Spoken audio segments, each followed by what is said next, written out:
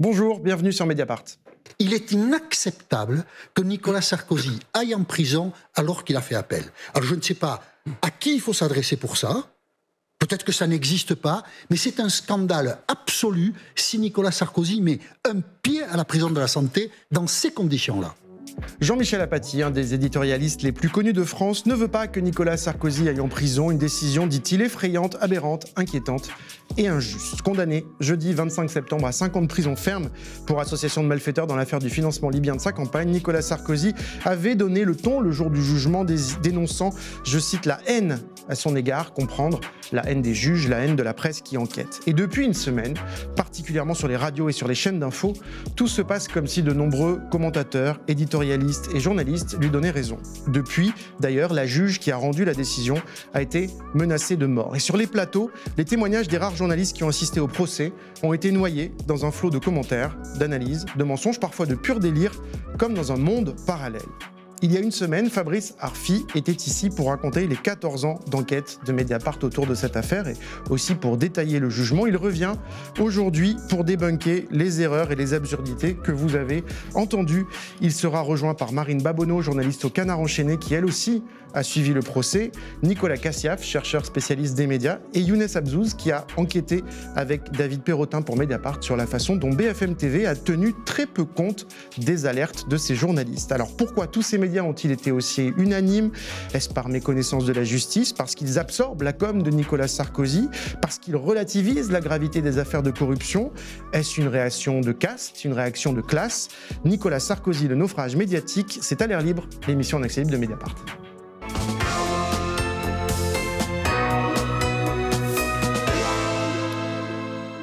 À l'air libre, l'émission d'accès libre de Mediapart est disponible sur notre chaîne YouTube et les différentes plateformes de podcast. Elle n'est possible que grâce à vos abonnements. Si vous le pouvez, abonnez-vous à Mediapart et à d'autres médias indépendants, la presse indépendante, plus que jamais nécessaire dans des moments comme celui-là pour vous informer. Fabrice, salut. Salut Mathieu. Merci d'être avec nous. Fabrice Arfi, bien sûr, co-responsable du pôle enquête de Mediapart. Tu es avec Karl Lasquet, l'auteur des enquêtes sur le financement libyen de Nicolas Sarkozy. Vous travaillez tous les deux depuis 14 ans sur ce dossier. Enquête qui a donné lieu à un film, Personne n'y comprend rien, réalisé par Yannick Kergoat, que vous pouvez voir et revoir en VOD sur Mediapart. Fabrice, ça fait donc une semaine, longue semaine, que Nicolas Sarkozy a été condamné pour association de malfaiteurs à 5 ans de prison, 100 000 € d'amende, 5 ans d'inéligibilité avec exécution provisoire dans l'affaire du financement libyen de sa campagne de 2007. Il sera fixé le 13 octobre sur sa date de détention parce qu'il ira en prison, indépendamment de l'appel qu'il a déjà annoncé et des recours que feront ses avocats. Une peine qui donc depuis une semaine a été très abondamment commentée sur les médias grand public, les radios, les différentes chaînes d'infos, avec beaucoup d'approximations, de raccourcis, d'erreurs factuelles et carrément des mensonges parfois, concernant sa condamnation pour association de malfaiteurs, les 5 ans de prison ferme requis à se prononcer à son égard, et concernant aussi, bien sûr, le travail de Mediapart. Fabrice, tu n'as pas multiplié les interventions médiatiques ces derniers jours, tu nous expliqueras d'ailleurs tout à l'heure pourquoi avec nos invités, mais d'abord ensemble, on va passer en revue les arguments qu'on a le plus entendus dans ce grand brouhaha. On va essayer ensemble de distinguer le vrai du faux. Peut-être l'affirmation qui est le plus revenu, on peut la résumer ainsi: le dossier est vide, Nicolas Sarkozy a été condamné à 5 ans de prison car selon les juges, il ne pouvait pas ne pas savoir le projet, l'intention de ses collaborateurs Claude Guéant et Brice Hortefeux qui discutaient avec le numéro 2 du régime libyen d'un financement de la campagne de 2007. Exemple, Jean-Michel Apathy sur LCI.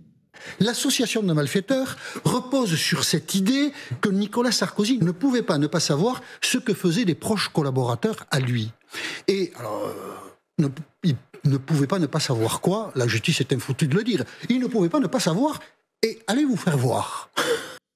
Voilà, la formule amuse ceux qui l'écoutent sur le plateau. Fabrice, que peut-on en dire? Alors que c'est tout sauf drôle et qu'il faut manifestement le dire, le répéter et même le marteler. Nicolas Sarkozy, Claude Guéant, Brice Hortefeux ont été condamnés pour avoir négocié à l'automne 2005 avec un terroriste, lui-même condamné définitivement par la France, c'est le numéro 2 du régime Kadhafi, tu l'as dit, Abdallah Senoussi, un pacte corruptif à Tripoli dont le but était le financement illégal de la campagne de Nicolas Sarkozy en 2007. Négocier un pacte, c'est pas une idée, c'est un acte. Ça s'est fait sur la foi de rendez-vous, deux rendez-vous. Un premier en octobre 2005 à Tripoli, secrètement, dans le dos de l'ambassade, entre Claude Guéant et le terroriste recherché par la France, Abdallah Sinoussi. Puis un second rendez-vous en décembre 2005 entre Brice Hortefeux, qui est, soit dit en passant, ministre des collectivités territoriales françaises sous l'autorité de Nicolas Sarkozy, avec le même terroriste, dans les deux cas avec l'agent de corruption Ziad Tekeddine. Tout ça pour dire quoi? Que des réunions, c'est pas une idée. Ce sont évidemment des actes. D'ailleurs, l'association de malfaiteurs, dans la définition du code pénal, c'est les actes préparatoires d'autres délits. Ce n'est pas les idées préparatoires, ce n'est pas le projet intellectuel, ce sont bien des actes. En l'occurrence, ici, les délits qui sont visés, c'est la corruption et le financement illicite de campagne. Déjà, rien que ça, pour manifestement beaucoup de commentateurs, de commentatrices, d'éditorialistes, c'est pas grave. Aller négocier avec un terroriste qui a tué 170 personnes, c'est-à-dire plus que le nombre de victimes du Bataclan, de l'argent noir pour un financement de campagne électorale, déjà, c'est pas grave. Mais ça va plus loin. Le tribunal a dit que la partie libyenne, le régime Kadhafi, a honoré sa partie du pacte puisqu'ils ont effectivement versé 6,5 millions d'euros pour financer la campagne de Nicolas Sarkozy. Ça aussi, c'est un acte et pas une idée. Et justement, sur cette question du financement, eh bien, la question est beaucoup revenue, le sujet est beaucoup revenu. Des éditorialistes, des commentateurs nous ont dit qu'il n'y a pas eu d'argent qui est venu dans la campagne, d'argent libyen venu dans la campagne. Il n'y a donc pas de financement libyen. On va écouter, par exemple, le politologue Jérôme Jaffray sur le plateau de C'est dans l'air sur France Télévisions. Il s'est dit choqué, bouleversé un peu avant dans l'émission et il pense que la justice s'est payée un ancien président de la République. Le mot malfaiteur appliqué à un ancien président de la République. Est-ce qu'il y a une politisation de la justice? Est-ce que la justice a rendu le verdict qu'elle aurait rendu pour quelqu'un d'autre? À partir du moment où on n'a pas trouvé trace de cet argent dans la campagne électorale de Nicolas Sarkozy, dans son patrimoine, dans son train de vie, on peut se dire, est-ce que la justice n'a pas appliqué une sévérité parce que c'est la politique qui est en cause? C'est-à-dire la justice se paye la politique dans cette affaire. Autrement dit, il n'y a pas d'argent libyen, il n'y a pas de financement, il n'y a rien, donc une justice d'exception pour Nicolas Sarkozy. Oui, les commentateurs, Jérôme Jaffray en tête, peuvent évidemment penser ce qu'ils veulent. Le problème, c'est qu'ils adossent leur raisonnement sur des faits qui sont parfaitement inexacts. D'abord, le tribunal, vous l'avez compris, j'ai dit qu'il y avait un pactole libyen, 6,5 millions d'euros qui ont été effectivement versés pour financer la campagne. Eh bien, le tribunal l'écrit noir sur blanc. J'ai repris la citation qu'il y a dans le jugement. Le pactole libyen, je cite, ouvrez les guillemets, a donné lieu à des retraits d'espèces importants dans une temporalité compatible avec la campagne électorale. Mais ça va encore plus loin. On a retrouvé des espèces illégales dans la campagne qui ont circulé au QG de campagne de Nicolas Sarkozy et au QG de l'UMP. Le trésorier de la campagne, Éric Woerth, a donné des explications que c'était des militants qui avaient envoyé anonymement par la poste ces grosses coupures. Le tribunal dit, je le cite, que les explications d'Éric Woerth sont, ouvrez les guillemets, dénué de toute crédibilité et qu'il n'apporte aucun crédit à ce qu'a dit Éric Woerth. Et pour autant, Éric Woerth comme Nicolas Sarkozy sont relaxés du délit de financement illicite de campagne, ce sur quoi s'adossent beaucoup de commentateurs. Alors là, il faut un tout petit peu expliquer pourquoi.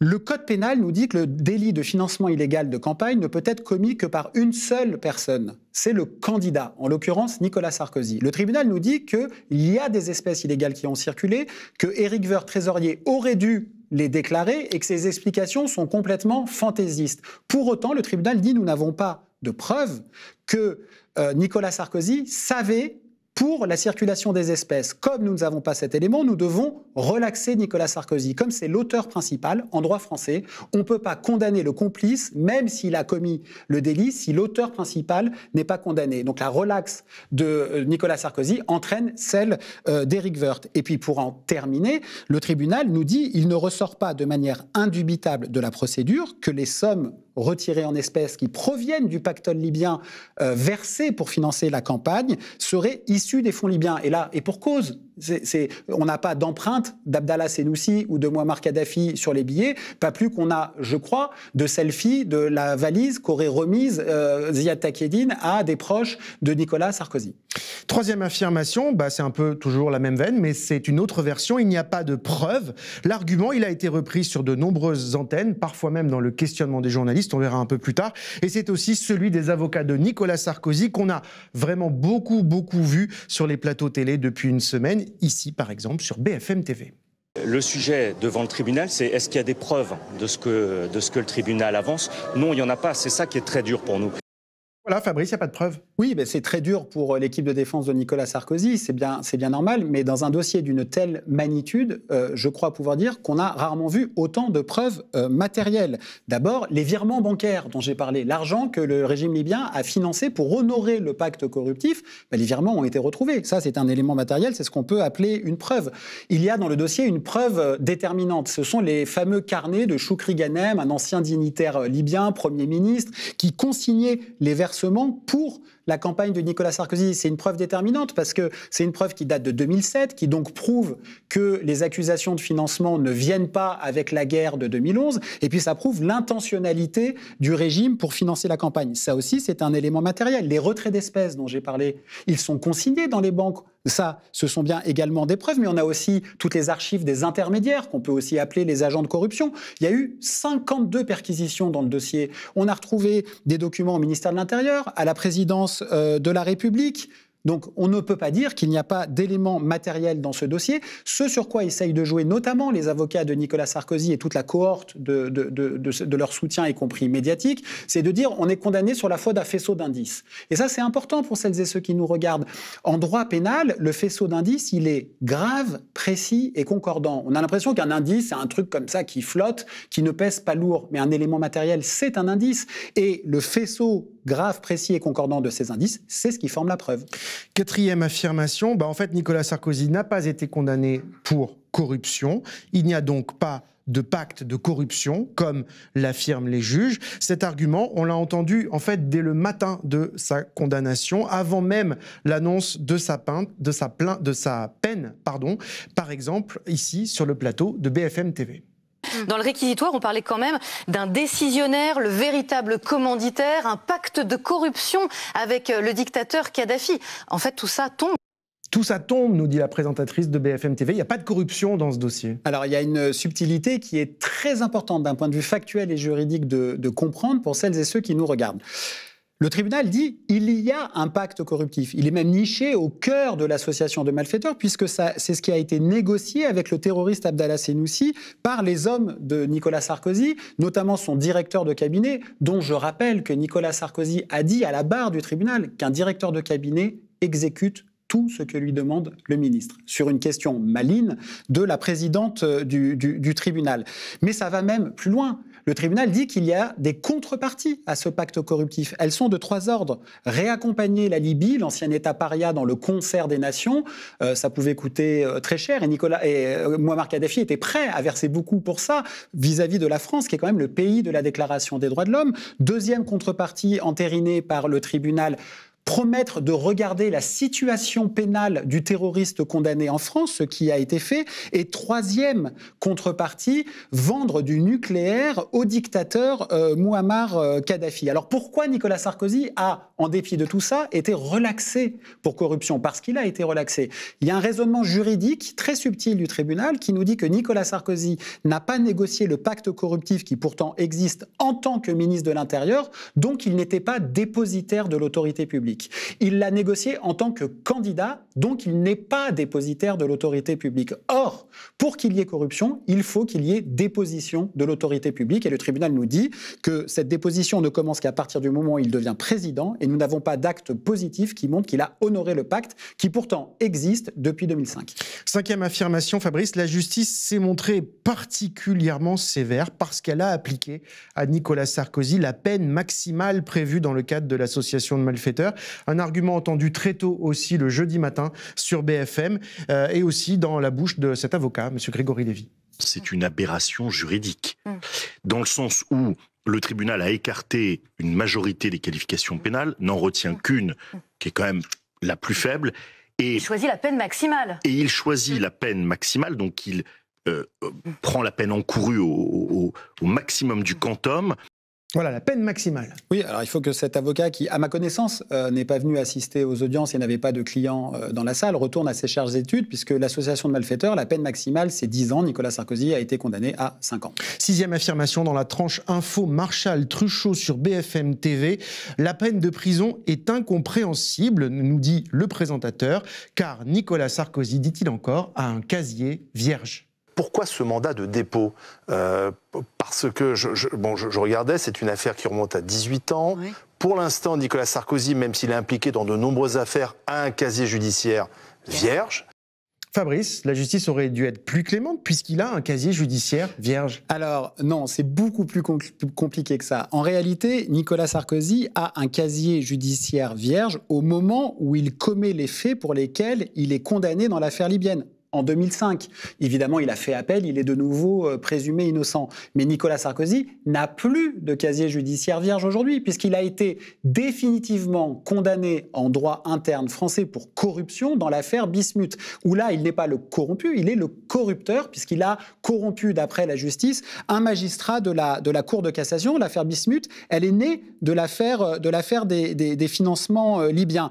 Donc, le mandat de dépôt, il n'est pas prononcé par rapport à son casier judiciaire qui serait vierge ou pas vierge. C'est pour 2 raisons qui ont été, je crois, très bien expliquées par le tribunal. D'abord, la gravité exceptionnelle des faits que manifestement peu de gens sur les plateaux de télé ne veulent regarder. Et c'est une citation de la juge. Gravité exceptionnelle, c'est une citation du tribunal.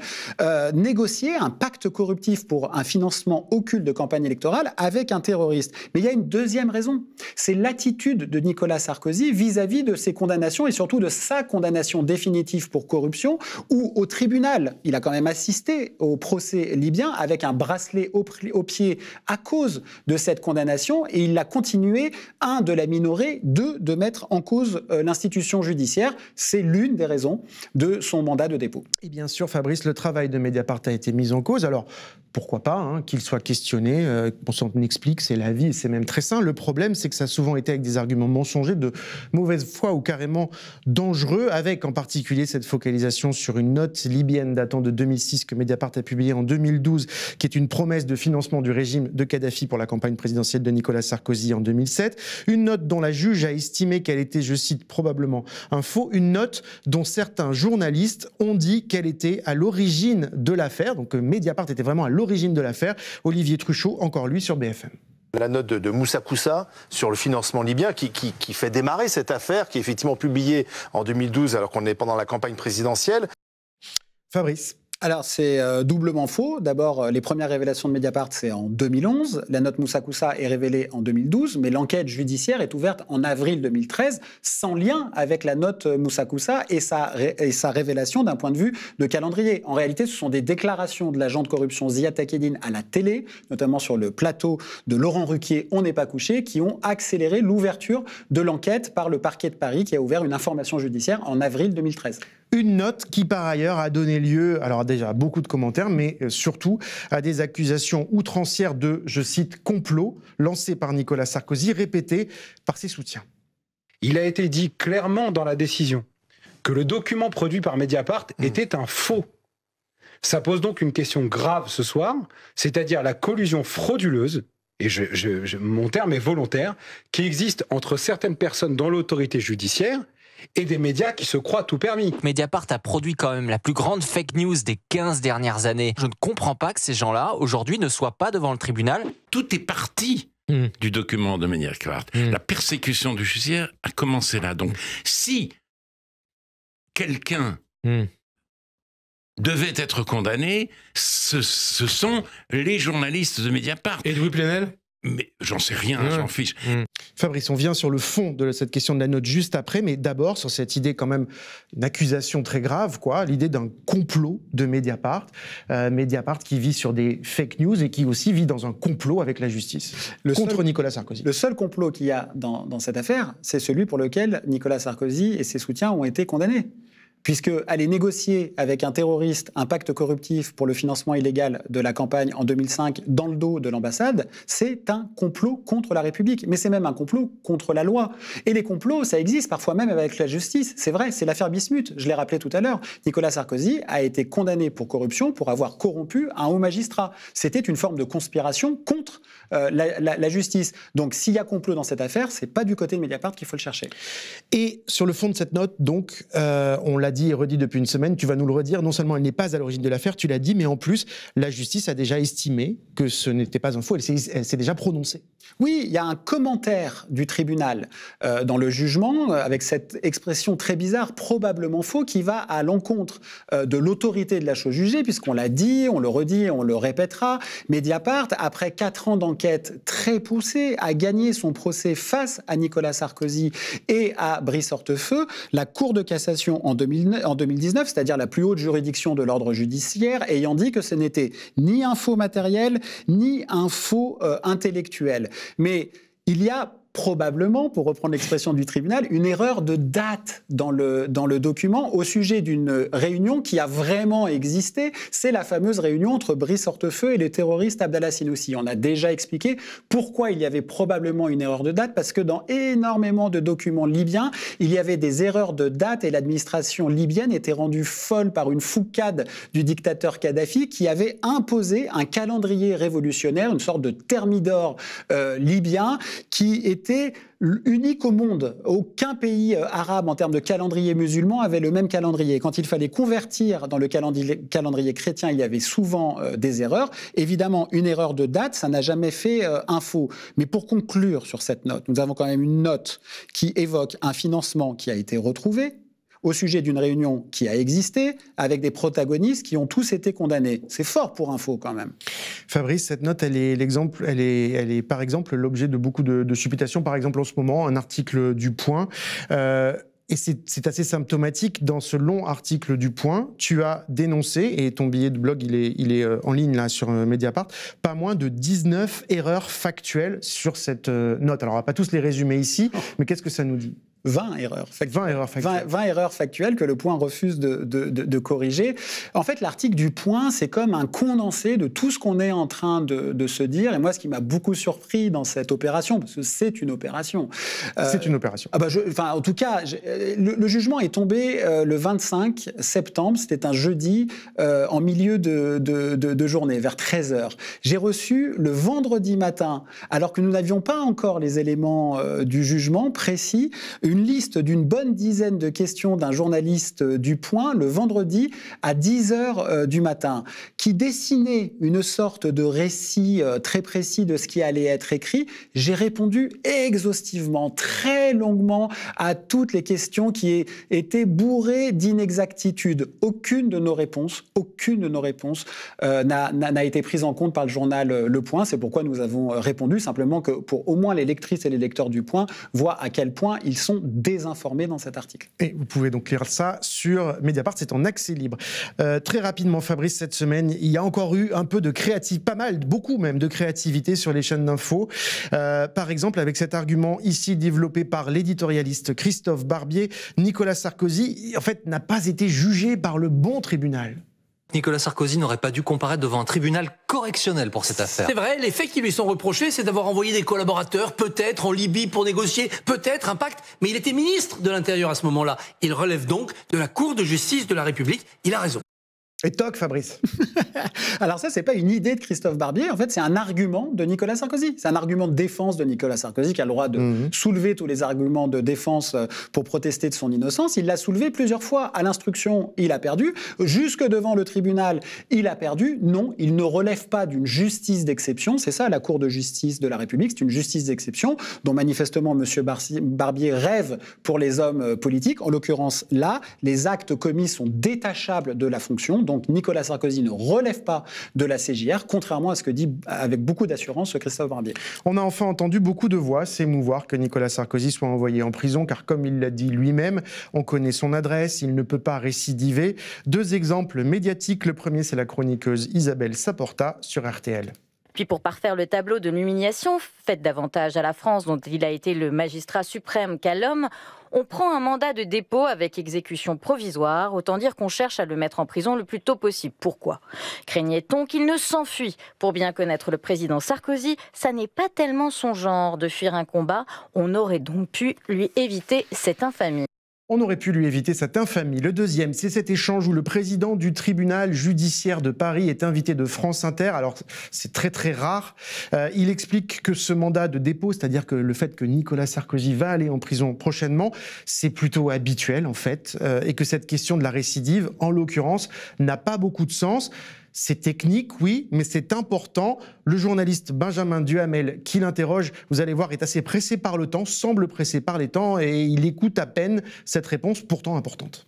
J'ai l'impression que les uns et les autres découvrent la réalité de la justice de notre pays. Mais tous les jours va aller en comparution immédiate. Les personnes sont incarcérées alors qu'elles peuvent faire appel, alors qu'elles sont dans le délit d'appel. Souvent parce qu'ils présentent un risque de trouble à l'ordre public, un risque de récidive, un risque pour la sécurité des Français. Oui, alors ça va être un peu technique, mais ces critères sont les critères avant le jugement. C'est le critère de l'article 144. Après le jugement, on n'est pas dans la question de la réitération ou la question des risques de pression. C'est la question de la gravité exceptionnelle des faits. C'est pas la même motivation. Quand on vient dire, non mais c'est important, la motivation d'un mandat de dépôt avant le jugement et après le jugement n'est pas le même en procédure pénale. Voilà, là on l'a perdu, hein, Benjamin Duhamel. Pourtant, c'est très important puisque c'est une explication technique, juridique d'une question qui est très soulevée dans tous les médias. Et bien sûr, et c'est normal qu'on discute de l'application du droit. Est-ce que c'est sévère, trop sévère, mandat de dépôt? Mais qu'est-ce que ça nous raconte ? Ça nous raconte une haine de l'égalité devant la loi d'un certain nombre de commentateurs et de commentatrices qui, au lieu d'aller au tribunal regarder comment ça se passe pour tous les citoyens, je veux dire, quasiment 90% des personnes condamnées à plus de 2 ans de prison ferme, il y a un mandat de dépôt. Donc Nicolas Sarkozy est condamné comme n'importe quelle Française et Français avec 5 ans de prison ferme pour des faits d'une gravité exceptionnelle, comme l'a bien expliqué le président du tribunal de Paris. Et pour moi, c'est ça que nous raconte cette séquence. C'est qu'il y a des personnes qui ne supportent pas l'idée que des politiques puissent être traités quand ils mordent la ligne du code pénal comme n'importe qui. Pourtant, la démocratie, il me semble que c'est cela, le régime du n'importe qui. Fabrice, en effet, Nicolas Sarkozy, finalement, c'est un justiciable comme les autres. Et c'est vrai qu'il y a des proches de Nicolas Sarkozy qui ont dit qu'en fait, il devait être jugé différemment, d'une certaine façon. C'est exactement ça. On est au cœur d'une pathologie française qui se niche dans une maladie du commentariat médiatique qui, plutôt que de regarder ce que nous racontent les affaires de corruption, des atteintes à la probité dans notre pays, préfère faire la torture romaine pour défendre la personne qui est quand même un délinquant au regard du droit français, puisqu'il a été condamné définitivement dans l'affaire Bismuth. Et ça, c'est vrai que c'est triste.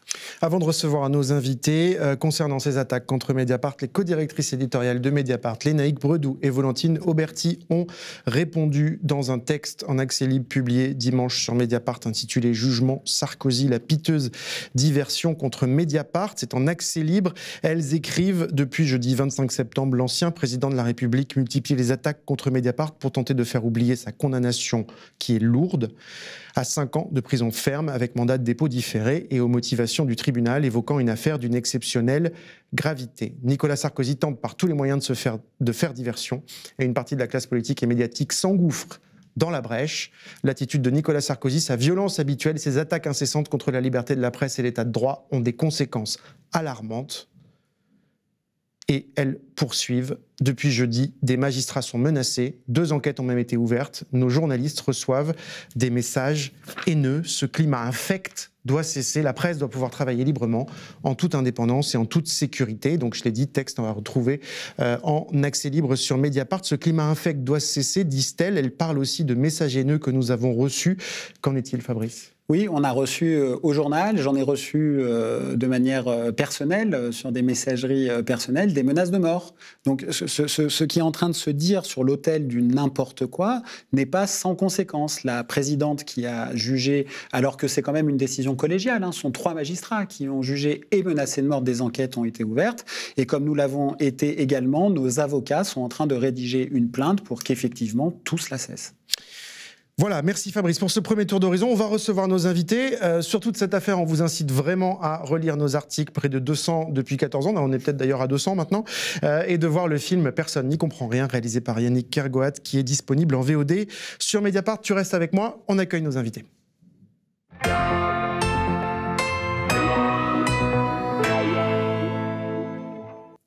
Nos invités nous ont rejoint. Marine Babonneau, bonjour. Vous êtes journaliste au Canard enchaîné, spécialiste de la justice. Vous faites partie des quelques journalistes, ils étaient moins d'une dizaine, qui ont suivi le procès de Nicolas Sarkozy, qui a duré plus de 3 mois, 38 audiences au total. On peut citer, à part vous et Mediapart, bien sûr, l'AFP, Les Jours, Marianne, Libération, Le Figaro, France Inter, mais aucune chaîne d'info. C'est notable et on en reparlera. Vous êtes aussi la présidente de l'Association de la presse judiciaire. Elle regroupe de nombreux journalistes qui couvrent des procès, qui enquêtent. Et cette association, elle ne manque pas, bien sûr, quand c'est nécessaire, de pointer l'opacité de la justice, ses manquements ou les entraves. C'était un des derniers communiqués que l'institution fait au travail journalistique. Nicolas Cassiaf, bonjour. Bonjour. Vous êtes chercheur au CERAPS CNRS de l'Université Lille 2, co-directeur de la recherche à Sciences Po Lille, spécialiste des médias, auteur de nombreux articles, en particulier, pas seulement, mais sur la façon dont les enquêtes de certains médias, comme Mediapart ou le Canard enchaîné, sont reprises par les grandes radios ou les chaînes d'information. Younes Abzouz, salut. Journaliste à Mediapart, tu suis l'actualité des médias avec David Perrotin. Tu publies ce jeudi, ce soir, c'est en ligne, là, pendant qu'on diffuse l'émission, un article sur la semaine de désinformation à laquelle on a assisté, particulièrement à la télé, sur les chaînes d'infos, et notamment sur BFM TV, avec quelques infos à la clé dont on va parler tout à l'heure. Un mot, peut-être, tous les trois, on a entendu Fabrice à l'instant, un mot rapide, peut-être, pour commencer, on aura le temps vraiment de déplier tout ça, mais quelques mots. Pour vous, depuis une semaine, comment vous qualifiez, finalement, ce tohu-bohu, cette avalanche de commentaires médiatiques sur ce jugement. Marine Babonneau, qu'est-ce qui vous a particulièrement frappé, vous ? Alors, de manière très générale, c'est une semaine un peu folle, mais elle n'est pas inhabituelle. On commence à avoir un peu l'habitude de ce genre de réaction. Et ce qui m'a le plus frappé, comme toujours, c'est qu'on n'a pas beaucoup entendu les journalistes judiciaires. Certains ont été un peu sur les plateaux, notamment Laurent Valdiguier. On les entend pas beaucoup par rapport à d'autres journalistes qui ont peut-être d'autres domaines de spécialité, mais voilà, les journalistes judiciaires, on les a un petit peu moins entendus, c'est dommage. C'est-à-dire, vous n'avez pas eu d'invitation, par exemple? Je ne parle pas de moi, mais on est 200 judiciaires. Hein. Mais donc, les 200 de l'association, ils n'ont pas été trop sollicités? Moins. Ouais. C'est intéressant. Nicolas Cassiaf, qu'est-ce qui vous a frappé, vous, spécialiste des médias? Beaucoup de choses, hein, mais là, c'est vraiment, si on doit résumer à gros traits, c'est vraiment la mise à nu de façon vraiment chimiquement pure, hein, du mode de fonctionnement du système médiatique actuel et des liens nourris entre un certain nombre de journalistes qui occupent des positions dominantes dans cet espace, et puis les acteurs politiques eux-mêmes dominants, le tout en étroite articulation avec des questions de propriété des médias et finalement de mode de fonctionnement de ce qu'on peut qualifier d'oligarchie en fait dans nos sociétés, quoi. Voilà, donc là on est sur, pour vous, une semaine très éclairante sur le fonctionnement des médias et la façon dont ils fonctionnent justement dans ce système un peu oligarchique dont vous parlez. Ouais, mais il y a plein de niveaux il y a plein de niveaux d'analyse. Je pense qu'on va y revenir. Il y a la question de qui sont les éditorialistes et où les journalistes politiques. Et souvent, les éditorialistes sont des journalistes politiques par rapport justement à la question des journalistes police-justice ou des chroniqueurs judiciaires. La question de leurs compétences aussi par rapport à la matière judiciaire. La question de la manière dont ils travaillent. La reprise des éléments de langage. Il y a la question effectivement de ce qu'on peut appeler, on parle d'une justice de classe, c'est une forme on pourrait dire de médiatisation de classe. Dans cette défense tout azimut du soldat Sarkozy injustement condamné. Et puis un troisième niveau, c'est vraiment la spécificité de Nicolas Sarkozy par rapport à d'autres acteurs politiques, du point de vue des liens qu'il a su entretenir, qui ont été bien documentés, avec à la fois des journalistes haut placés dans les médias, dans les rédactions, à qui on confie le travail d'éditorialisation, et puis avec effectivement ceux qui sont à la tête des médias, qui sont propriétaires des médias. C'est un long travail mis en place dans les années 80-90 pour arriver à cette capacité d'entraîner avec lui la quasi-totalité des personnes qui font de l'éditorial dans l'audiovisuel. Younes, pourquoi vous parlez dans votre article de désinformation ? Parce que nous, ce qui nous a beaucoup marqué avec David, parce qu'on a vraiment passé pas mal d'heures à regarder la couverture du procès Sarkozy-Kadhafi et le jugement donc, sur les chaînes d'infos, ce qui nous a beaucoup marqué, en fait, c'est le sentiment qu'au fond, l'affaire commence à l'instant où Sarkozy sort de la salle d'audience et s'exprime devant les caméras, comme si en fait les heures d'audience qui avaient précédé le jugement, les explications, le dossier judiciaire qui est assez complexe et assez épais, qui a largement été déplié pendant des mois d'audience, n'existait pas. Et tout ce que les médias en avaient retenu, c'est les éléments de langage que Sarkozy déploie au moment où il sort de cette salle d'audience et où il explique être la victime d'un complot judiciaire. Fabrice, dans la lettre enquête de Mediapart ce week-end, vous pouvez vous y abonner, évidemment. Elle est en accès libre. Il suffit de s'abonner, vous l'avez. Chaque semaine est écrite par Michael Ashdenberg. Tu dis, je crois, quelle que soit la décision, on savait que la justice aurait tort. Alors, finalement, tu t'attendais moins... t'es plus surpris que Nicolas Cassiaf ou Marine, peut-être, tu disais. Mais ce à quoi on ne s'attendait pas, c'était de faire face à une telle adversité dans beaucoup de médias en dépit d'une condamnation. Oui, moi, ce qui m'a vraiment surpris, alors on a des chiffres qui varient sur les personnes qui ont suivi le procès au jour le jour. Tu l'as dit, on a oublié de citer le journal Le Monde, qui était présent tous les jours.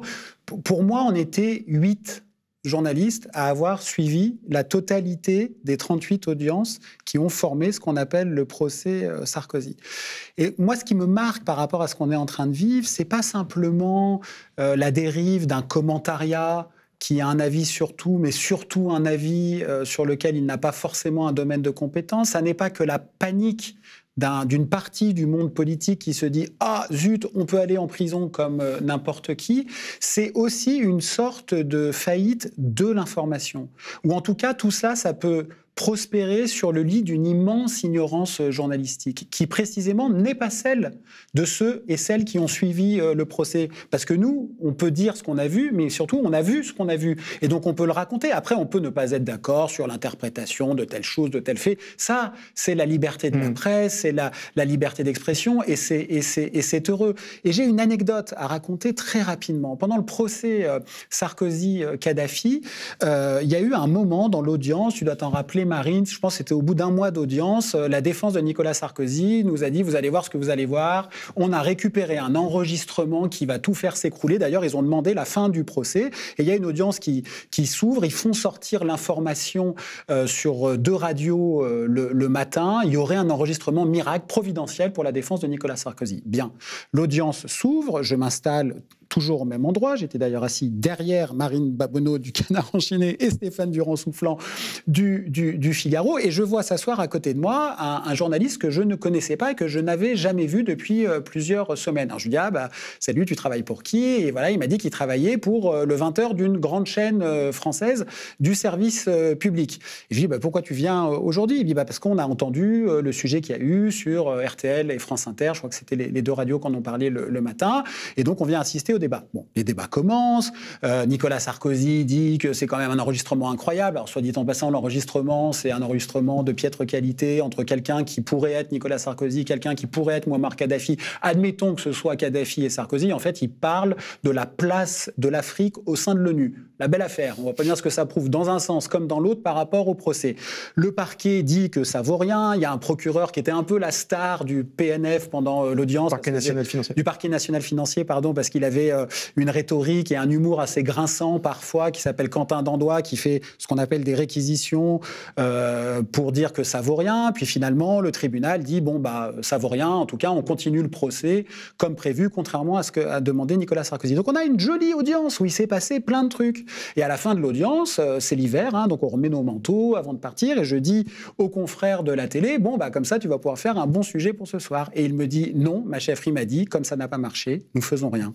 Comme l'opération Nicolas Sarkozy n'a pas marché, nous faisons rien. Et là, moi, j'ai été saisi d'une mélancolie infinie vis-à-vis de notre profession, non pas de commentariat, mais d'information. Marine, cette anecdote, vous la confirmez, j'imagine, Non, je ne savais pas que... Ouais. Il nous avait caché. Oui, il l'a jamais raconté, c'est ce qu'il nous disait. De traîner des jours et des jours ensemble en audience. Non, je ne savais pas. En revanche, je me souviens très bien de cet épisode incroyable où on nous a promis monts et merveilles en nous disant mais ça n'est que le début parce que en fait, cette source miraculeuse va vous donner plus d'enregistrements et on va pouvoir enfin prouver que tout ça est un complot dit contre Nicolas Sarkozy. On n'a jamais eu... Oui, parce que c'est une source anonyme qui avait envoyé avec un mail Proton. J'ai d'autres révélations à vous faire. Mais Fabrice, qui dit aussi, c'est ça, c'est qu'il y a ce décalage immense entre ce à quoi vous avez assisté pendant ces 38 audiences et la façon dont, finalement, si on regarde au niveau global, ce jugement est commenté dans les médias. Évidemment, il y a des exceptions. Mais est-ce que vous aussi, ce décalage, il vous paraît extrêmement grand ?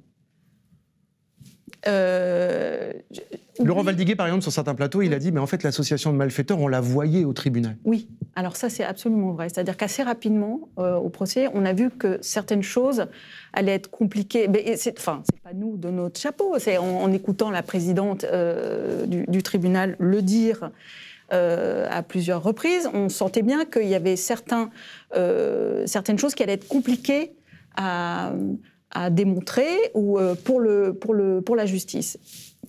Donc, rapidement, l'association de malfaiteurs allait présenter un intérêt pour le tribunal. Et en fait, ils l'ont largement justifié sur 400 pages. Fabrice l'a déjà expliqué plein de fois. Donc oui, en fait, ça n'était pas surprenant. Et comme toujours, c'est la machinerie de communication qui débarque après un jugement, que ce soit celle de Sarkozy ou d'autres personnalités politiques. Marine Le Pen a fait exactement la même chose quand elle a été condamnée. Donc c'est toujours un peu cette même mécanique qui se met en place, effectivement. C'est-à-dire entre un procès où il se passe des choses, au sein avec des magistrats du siège, des magistrats du parquet, des avocats de la défense, des avocats de partie civile, il y a un débat, il y a des heures et des heures de discussion, il y a des heures de témoignages, il y a des heures... Et la fin, le jugement, qui peut surprendre, mais il faut... Voilà, c'est toujours un peu pareil, oui. C'est-à-dire, oui, il préempte un narratif, en fait, Nicolas Sarkozy, à la sortie du tribunal, quand il parle devant les médias. Oui, il sort et puis il dit... Tout ça est faux, c'est une machinerie, il y a plein de journalistes dehors, enfin en tous les cas de JRI, ils enregistrent, ça passe, allez hop. Mais ça c'est son droit, mais c'est son droit de... Oui, après la question des journalistes, qu'est-ce qu'ils en font ? C'est ça le problème, c'est que Nicolas Sarkozy, il se défend comme il veut, s'il a envie de dénoncer un complot, il fait ce qu'il veut, puis après on verra. Mais le problème c'est qu'il devient une sorte de chef de chorale qui écrit la partition d'une partie des télés, je suis désolé, dont aucune n'a suivi l'intégralité des audiences. On a beaucoup de chaînes d'infos en continu en France. On a des télés, on a France 2, on a TF1. Il n'y a pas une chaîne de télé qui a suivi l'intégralité des audiences. Il y a des journalistes judiciaires de télé qui sont venus à quelques audiences et qui ont la compétence notamment pour essayer de faire parade sur les plateaux par rapport aux délires qui sont parfois déroulés, mais il n'y a pas une télé qui a assisté à ce procès historique. Nicolas Cassiaf, c'est vrai qu'il peut d'autant mieux faire valoir ces éléments de langage et s'assurer qu'ils seront ensuite repris qu'effectivement, si on prend les JT des deux principales chaînes, et donc c'est plusieurs millions de personnes, et d'ailleurs, vous évoquiez tout à l'heure le procès de Marine Le Pen, c'est vraiment totalement symétrique. C'est-à-dire que donc c'est des procès qui vont durer plusieurs mois, et en gros, on les voit à l'antenne à 5 ou 6 reprises. La veille, pour annoncer l'événement, et ce jour-là, ça fait la une. Donc ça indique que pour ces médias, ça a une valeur journalistique. Le premier jour... mais où t'arrives les gens au tribunal. Voilà, donc, d'un strict point de vue informationnel, il ne se dit pas grand-chose. Le jour du témoignage du principal prévenu, donc en l'occurrence soit Marine Le Pen, soit Nicolas Sarkozy, et donc ce jour-là, eh bien, on va principalement donner la parole aux avocats de la défense, puisqu'on ne peut pas rendre compte des images en direct du procès. Les plaidoiries du procureur, les réquisitions du procureur, les plaidoiries de la défense, et après on attend quelques mois. Et puis arrive effectivement à la une le jugement et donc... Donc toute la matière du procès, elle n'a pas été évoquée, voilà. Et par ailleurs, les gens ont le sentiment de découvrir quelque chose, puisqu'on ne leur a pas parlé dans les médias. Tout le processus d'administration de la preuve, tous les éléments qui... Si ces procès durent plusieurs mois, c'est parce qu'il y a un travail judiciaire long, méticuleux, consistant effectivement à avancer... prudemment, preuve par preuve, quotidiennement. Des documents, des éléments, des preuves, des auditions, des perquisitions, Fabrice Tout ceci est invisible, en fait. Et donc, finalement, les éléments de langage avancés par Nicolas Sarkozy ont un peu bougé entre avant le jugement et pendant le jugement. Mais on retrouve une ligne directrice commune tout au long de la période. Et de la même façon, l'opération dite Sauver Sarko, sur laquelle on reviendra peut-être, consistant à instrumentaliser un certain nombre de médias pour faire valoir la nullité de l'instruction via la rétractation la fausse rétractation de Ziad Takieddine, elle aussi n'est pas médiatisée. Et donc, c'est invisible. Marine, là-dessus, vous vouliez rebondir. Et après, on va voir Sarkozy, justement. Juste une anecdote encore. Pendant tout le procès, il y a des personnes qui sont venues tous les jours assister aux audiences, donc le public.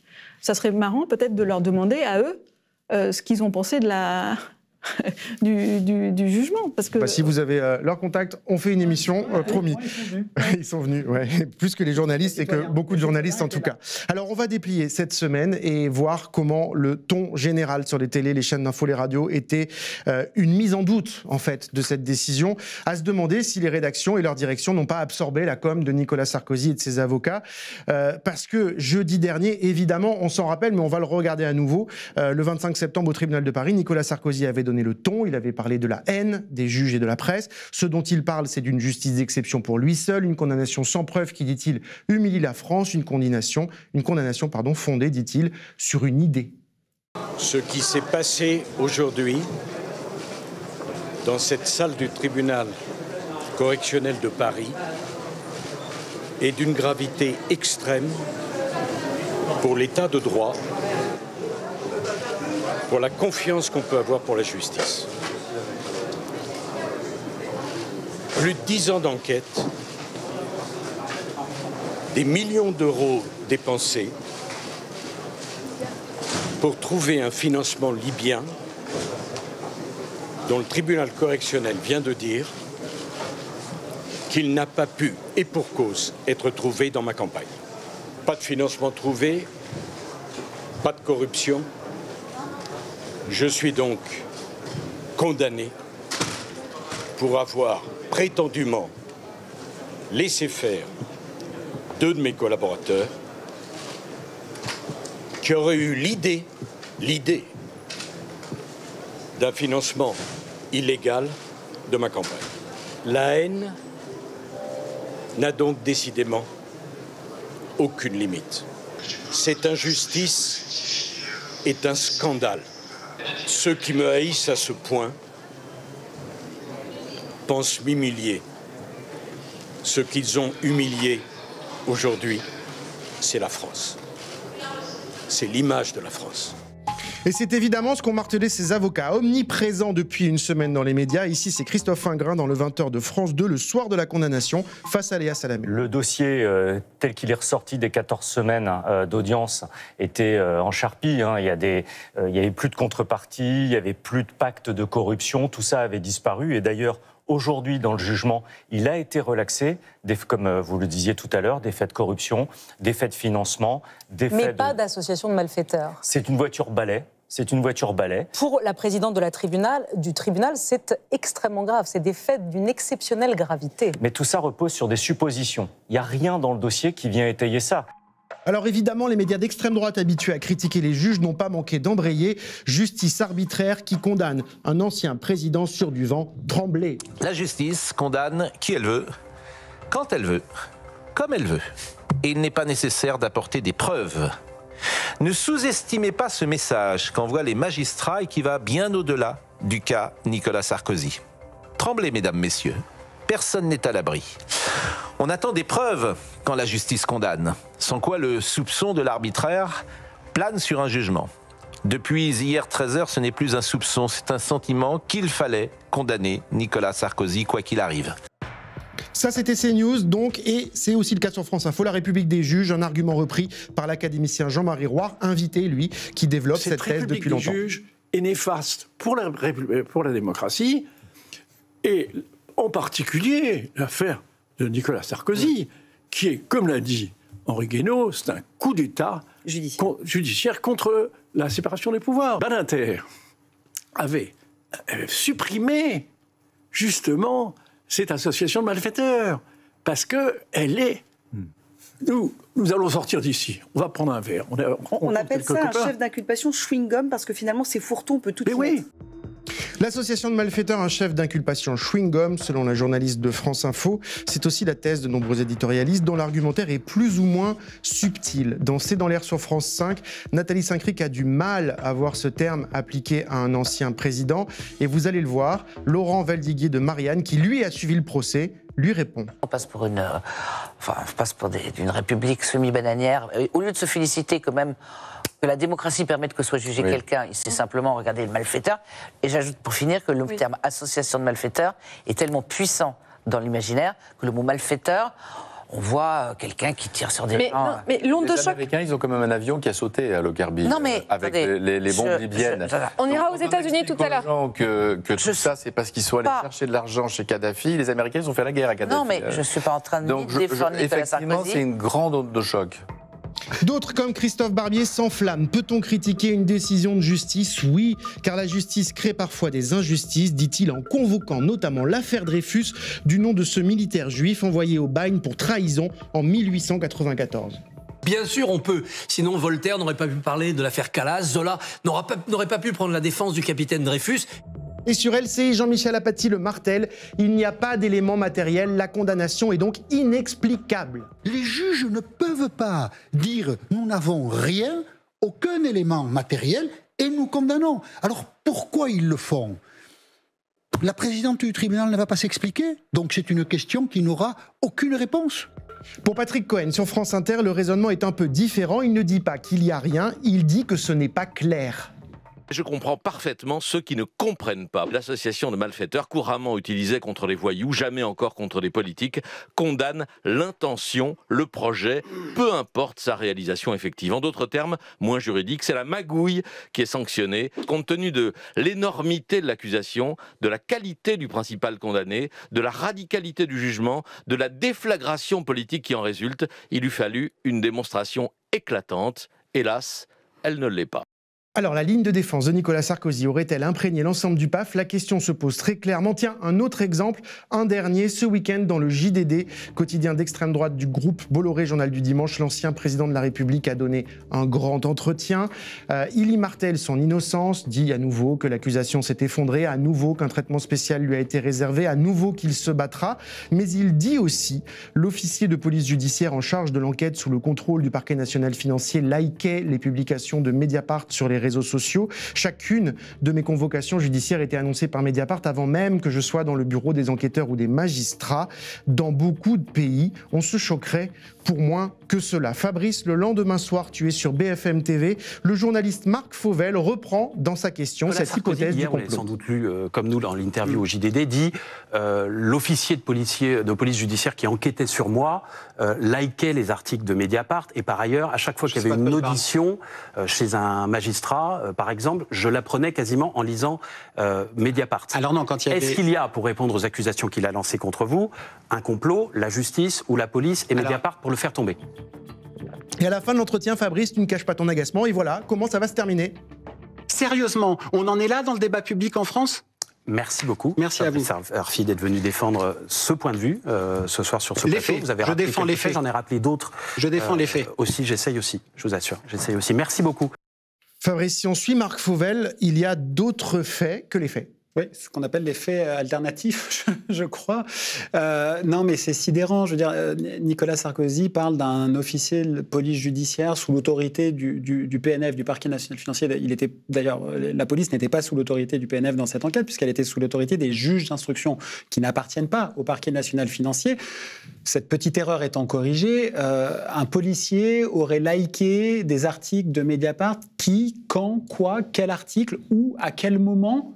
On n'a rien, on a du sable, et à partir du sable, c'est ça qui me sidère et me rend, en effet, je bouillonnais de colère sur le plateau de BFM TV. Ça devient une question à l'indicatif pour sérieusement nous demander si nous faisons partie d'un complot, le mot est utilisé par le journaliste, reprenant les propos de Nicolas Sarkozy, de la presse de la justice et de la police pour renverser l'ancien président de la République. Là, moi, j'ai l'impression d'être...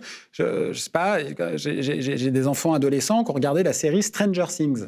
Dans la série Stranger Things, il y a un monde normal, le nôtre, et puis il y a un monde renversé où il y a les monstres. Et bien là, j'ai l'impression d'être dans le monde renversé avec les monstres de l'information. Marine Babonneau, on a vu différents arguments et degrés aussi d'indignation, de mensonges, aussi des commentaires sur la décision, mais quand même très imprégné du fait qu'il y a une forme d'illégitimité dans cette décision judiciaire. Alors, oui, et alors c'est ce que je disais, ces espèces de ritournelles, c'est toujours la même chose. C'est-à-dire qu'on vient dire qu'il n'y a pas de preuves. Alors ça, c'est répété jusqu'à plus soif. Je ne sais pas qui, alors c'est peut-être du côté des juristes de Nicolas Sarkozy, a dit à tout le monde de bien utiliser le terme voiture balai pour l'infraction. Vous l'avez retrouvé dans plusieurs commentaires. Partout. Et je suis ravie d'ailleurs de voir qu'ils ont enfin saisi la mesure de cette infraction qui est effectivement critiquée par des avocats pénalistes depuis des années, pour dire qu'elle a parfois des conséquences injustes, ou en tous les cas qu'on peut légitimement contester. Oui, c'est ce que rappelle notamment l'association des avocats pénalistes, Raphaël Kempf, qui rappelle son histoire d'abord, l'association de malfaiteurs à la fin du 19e siècle pour finalement réprimer les anarchistes qui brassent très large. Voilà. Exactement. Et alors, est-ce que ils sont allés voir les réactions des journalistes étrangers, parce que justement c'est assez marrant de voir que les journalistes étrangers, ils n'ont pas du tout la même réaction que nous, les journalistes français, c'est-à-dire ils disent Nicolas Sarkozy est condamné, c'est un fait grave, et ils ne le remettent pas forcément en cause. On a le droit de commenter une décision de justice, mais nous, c'est pas ce qu'on fait. Et en France, on essaye de débunker tout de suite le travail des juges. Enfin bon, bref, c'est toujours la même chose. Fabrice, non, dans ce qu'on vient de voir, moi, il y a quelque chose que je trouve intéressant dans l'édito de Patrick Cohen. Il y a 2 points. Il dit c'est pas compréhensible le jugement. Je trouve que ça pose une question à la justice qui est intéressante. Il le dit d'ailleurs à la justice. Il dit comme toi dans la lettre enquête, il dit finalement on n'a pas vu la justice expliquer sa décision. Il faut faire la pédagogie. C'est vrai que quand la justice se fait rouler dessus comme ça par des gens qui ne connaissent rien à rien, je suis désolé de paraître arrogant, mais c'est le cas, qui n'ont pas suivi le procès, qui racontent n'importe quoi, il ne peut pas y avoir que des journalistes judiciaires, même si ça fait partie du métier, d'expliquer le jugement. Toi, tu dis même c'est pas notre rôle en fait. Bah nous, on est journalistes, on peut bien sûr, on peut expliquer la mécanique de raisonnement, le raisonnement juridique qui fonde une décision. Bien sûr, on peut commenter, ça fait partie de la liberté, mais c'est pour ça que c'est un événement quand même quand le président du tribunal de Paris vient s'expliquer au micro de France Inter pour faire la pédagogie de la décision. Mais il y a une autre partie, moi, qui me gêne quand même dans cette affirmation de l'éditorial de Patrick Cohen, c'est que certes c'est technique, certes c'est subtil, certes c'est parfois difficile à comprendre, mais c'est notre métier de journaliste de rendre accessible au plus grand nombre ce qui est compliqué, et c'est pas parce qu'on ne le comprend pas que c'est incompréhensible. Oui, et c'est pas forcément à vous d'être les 8 mêmes qui ont suivi le procès, d'être les 8 seuls qui finalement donnent un peu de lumière sur cette décision, alors que les autres journalistes pourraient le faire. Non, mais disons que s'il y avait autant de monde pour suivre le procès de Nicolas Sarkozy qu'il y en a pour suivre certains procès d'assassinat, il y aurait beaucoup plus et beaucoup mieux de pédagogie dans les médias. Marine Babonneau, vous sur la question de... Vous aussi, quand on a préparé cette émission, vous m'avez dit un peu la même chose que Fabrice. Là, il y a un problème, c'est-à-dire Nicolas Sarkozy, avec ses avocats, il cadre la narrative qu'on a dit tout à l'heure, et derrière, on a une justice silencieuse. Oui, parce que les magistrats du siège... donc les magistrats du siège sont ceux qui jugent. Ils ont un devoir de réserve. Donc depuis des années et des années, ils ne veulent pas prendre la parole parce qu'ils estiment que c'est pas leur rôle. Ce qui n'est pas le cas des magistrats du parquet. C'est pour ça qu'on entend beaucoup. Finalement, ils expliquent leurs décisions quand ils donnent leurs réquisitions. Alors attention, les décisions pendant une enquête, avant un procès, là, ils ont le droit, si nécessaire, c'est l'article 11 de procédure pénale qui leur autorise.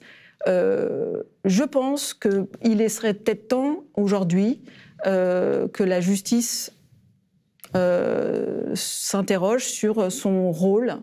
Il ne serait pas aberrant qu'un tribunal ou une cour d'appel fasse ce que font déjà la Cour de cassation et le Conseil constitutionnel, c'est-à-dire publie un communiqué de presse, mais en fait destiné à tout le monde, un communiqué public sur un site internet avec la décision à côté, et qui permet d'avoir en quelques lignes, ou parfois un peu plus longuement, l'explication d'une décision. Et juste, je termine, le droit, ça peut paraître complexe, il ne faut pas trop le simplifier, mais on peut le vulgariser quand même. Younes, qu'est-ce qui pour toi domine? Est-ce que c'est vraiment l'imprégnation des éléments de langage de Nicolas Sarkozy dans l'espace public, justement parce que la justice ne se prononce pas? Est-ce que c'est pour toi le mode de fonctionnement de ces chaînes d'information? C'est ce que Nicolas Cassiaf disait, et je vous pose aussi la question derrière Nicolas. Qu'est-ce qui, toi, fondamentalement, explique cette chambre d'écho, là? Parce que c'est pas juste CNews, c'est pas juste les médias d'extrême droite, c'est France Info, c'est France Inter, c'est d'autres, où par ailleurs des journalistes continuent à très bien faire leur travail, mais c'est juste on les voit pas, en fait. Ils sont dans le flot, ils sont beaucoup moins présents sur l'antenne. Ouais, en fait, ce dont on se rend compte dans cette affaire, et c'est vrai pour sur beaucoup d'autres sujets, c'est qu'en fait, c'est une question plus fondamentale de ce qu'est le rôle du journalisme, et particulièrement dans une chaîne d'info. En fait, on a l'impression des fois que le journaliste, il est simplement là pour faciliter des discussions, des échanges, jouer un peu le rôle d'arbitre neutre, sans jamais, à un moment donné, faire triompher les faits. Et en l'occurrence, sur ce sujet, il y a des faits qui existent. Et puis aussi, il y a la question un peu des dispositifs médiatiques, de la manière dont les plateaux télévisés sont composés. En fait, on a en général des éditorialistes, des commentateurs, là, souvent des proches de Nicolas Sarkozy, qui discutent. Et évidemment, il y a une quantité incroyable et un flot incroyable de désinformation, d'approximations qui circulent. Et puis, parfois, il y a des rubricards police-justice qui, eux, ont suivi le dossier. On va les voir tout à l'heure, oui. Voilà, essayent de rétablir un peu les faits. Et au milieu de tout ça, en fait, à aucun moment, le présentateur ne corrige l'éditorialiste quand il se trompe. À aucun moment, le rubricard aussi, on lui donne la parole pour rétablir la vérité des faits. Et en fait, c'est les journalistes spécialisés, les rubricards sur un sujet. Exactement. Et en fait, comme si, au fond, c'était juste une affaire de confrontation de points de vue, et à aucun moment, une affaire de vérité. Nicolas Cassiaf, vous avez déjà un peu analysé tout à l'heure, mais qu'est-ce qui se joue là? Est-ce que, comme on l'a entendu ici, c'est que les journalistes ne comprennent pas la matière judiciaire, n'ont pas le temps de plonger dedans, et donc voilà. Est-ce que c'est le fonctionnement et le mode de fonctionnement de ces médias, ce que vous disiez un peu tout à l'heure? Est-ce qu'ils pensent que l'opinion, je cite, est à droite et que donc il faut aller dans son sens? Comme moi, je l'ai entendu en école de journalisme, comme le disent les mauvais profs d'école de journalisme, Madame Michu, c'est-à-dire la française lambda, ne va pas tout comprendre, donc il faut aller dans le sens de ce qu'on pense être son degré de compréhension de la situation. Et donc, voilà. Qu'est-ce qui se joue fondamentalement? Et vous parliez aussi d'ailleurs de la logique de concentration des médias. Voilà, donc il y a beaucoup de choses. Non mais oui, effectivement, il y a beaucoup de choses. Mais là, en l'occurrence, je ne pense pas que Madame Michu, elle intervienne. Je pense qu'ils sont sincèrement indignés. C'est un terme qui est extrêmement méprisant. Indignés. Mais ce qui est intéressant, c'est en fait, parce qu'on parlait de ce qu'on pourrait appeler la division du travail journalistique. Dans les rédactions, il y a des spécialistes des questions de la matière judiciaire. Et puis, il y a, quand on s'intéresse à qui sont ces éditorialistes, donc ceux à qui on délègue un énorme privilège, c'est-à-dire celui de pouvoir commenter l'actualité, souvent quotidiennement, et donc on peut s'attendre à une compétence, parce que pour pouvoir commenter quotidiennement l'actualité, ça suppose d'avoir une culture, une expertise particulière. Or, ce sont, pour la quasi-totalité des cas qu'on vient de voir, des journalistes politiques, d'anciens journalistes politiques, c'est-à-dire qui ont fait leurs premières armes dans les médias, dans le suivi au quotidien de l'actualité du personnel politique. Et ce qu'on voit, c'est qu'en fait, eux, la matière première qui alimente leur réflexion, c'est le discours politique, et le discours politique des plus bavards, de ceux auxquels on peut accorder légitimement un crédit. Je prends un autre exemple d'une éditorialiste politique sur France Info qu'on n'a pas vu ici. Le jour de l'interview de Nicolas Sarkozy dans le JDD, sa première remarque, c'est de dire, elle dit, ce qu'on note d'abord, c'est que c'est une interview chargée en émotions. C'est ce qu'on a envie de décrypter en premier. Et puis on a entendu plein d'éditorialistes dire il est fort, il se bat, il ne lâche pas. pas. Ils le reprennent à leur compte. Et là, c'est vraiment très étonnant parce que non, si on décrypte les choses en ayant un minimum de compréhension de la manière dont fonctionne l'univers politique, si on parle de décryptage, c'est un coup de communication négocié entre effectivement un ancien président de la République condamné à plusieurs reprises par la justice et un média qui lui ouvre ouvertement ses portes. Et c'est ça, en fait, qu'il faudrait pouvoir décrypter. Et là, on va se focaliser sur son discours avec beaucoup d'empathie. Et je pense que cette empathie est très révélatrice. Juste pour terminer, parce que, de fait, on les voit sincèrement indignés par ce qu'il arrive, par le sort de Nicolas Sarkozy. Et c'est là qu'intervient la question de la connaissance du monde judiciaire. On aurait envie qu'ils viennent suivre des procès ordinaires, en correctionnel, en comparution immédiate, qui donneraient à voir... ce que fait Marine Babonneau tous les jours. Tous ces étonnements, en fait, sont pas du tout adaptés à la manière dont la justice est administrée aujourd'hui dans ce pays. Fabrice, si je posais la question spécifique de Nicolas Sarkozy, c'est parce que, en tant que président, il a l'habitude d'utiliser la communication, mais dans les différentes affaires qui le concernent, pour lesquelles il a été condamné ou pas, ou qui sont encore en cours, c'est aussi la même chose qu'on a observé. C'est un motif qui se répète particulièrement avec lui, parce qu'il a été président de la République, et c'est vrai qu'il a un CV judiciaire assez exceptionnel de ce point de vue-là, mais on l'a vécu avec Marine Le Pen, on le vit avec d'autres hommes et femmes politiques. Moi, je crois que c'est à la fois ce qu'on essaye d'expliquer, une ignorance factuelle de ce qui s'est passé, une ignorance judiciaire de comment ça se passe dans un tribunal, mais qui se conjugue à autre chose, qui est pour moi une espèce de, dans ce monde du commentaire politique, de rapport sacré. De rapport sacré à la politique. Jérôme Jaffray le dit, il est bouleversé. J'ai fait, moi, une émission de France Inter, la matinale de France Inter avec lui. Il est sincèrement bouleversé par ce qui se passe, parce que c'est comme si on avait touché à une sorte de gravure d'église. Et précisément, le président de la République, mine de rien, c'est quand même le job de Louis XIV. Et là, c'est notre rapport monarchique, je crois. C'est un commentaire personnel qui est interrogé. Et c'est vrai qu'il y a quelque chose d'historique avec ce jugement, pas simplement avec le quantum de la peine, pas simplement avec le mandat de dépôt. C'est parce que avec le mandat de dépôt, il y a quelque chose où on touche au corps du roi, qui va aller en prison, de l'ancien président de la République. Et donc il y a des gens, je crois que c'est Madame Isabelle Saporta, qui disait on humilie Nicolas Sarkozy. Mais quand on lit la presse étrangère, c'est la France qui est humiliée. Mais pas parce que Nicolas Sarkozy va en prison. Elle est humiliée parce que Nicolas Sarkozy est condamné pour une association de malfaiteurs dont l'objet était un pacte corruptif pour financer avec de l'argent noir d'une dictature une campagne électorale. C'est ça qui est humiliant. Marine Babonneau, justement, en effet, il y a beaucoup de ces éditorialistes qui nous disent, voilà, la peine de prison, elle est trop forte, il n'y a pas de preuves, il est condamné de façon, une justice d'exception, c'est pour lui, c'est l'homme politique qu'on condamne. Vous, tous les jours, dans les tribunaux, c'est ce que nous dit le président du tribunal de Paris, d'ailleurs, il le dit, en fait, ce qui s'est passé là se passe tous les jours. Est-ce qu'il n'y a pas... D'abord sur ça, et est-ce qu'il n'y a pas là un changement, d'ailleurs c'est l'argumentaire parfois de certaines personnalités de droite ou d'extrême droite, de dire en fait c'est rare que des politiques aillent en prison, et d'ailleurs nous-mêmes parfois dans la rédaction quand on discute on se dit de toute façon il sera condamné mais il n'ira jamais en prison. Là peut-être qu'il y a aussi un précédent. Oui, alors forcément il y a un précédent puisque c'est le premier qui va être... Enfin, c'est pas le premier homme politique à être incarcéré. Non, pas du tout. Mais c'est le premier président de la République. Guéant déjà. Oui. Et d'autres, je regardais, j'ai vu qu'en 89, je crois, le juge Thiel avait incarcéré un maire en attendant son procès et que ça avait provoqué évidemment une polémique son nom. Oui, alors effectivement, on est dans un moment un peu inédit, mais c'est la justice de tous les jours aussi. La justice de tous les jours, et je vous assure qu'il y a beaucoup de prévenus qui aimeraient bien avoir une équipe de défense telle que celle de Nicolas Sarkozy. Si je pose la question, c'est parce que des gens aussi le disent dans les commentaires, y compris d'ailleurs ces avocats comme certains avocats pénalistes, on dit en fait Nicolas Sarkozy est en train de découvrir la conséquence de par ailleurs politique sécuritaire, en fait de répression qu'il a lui-même encouragée.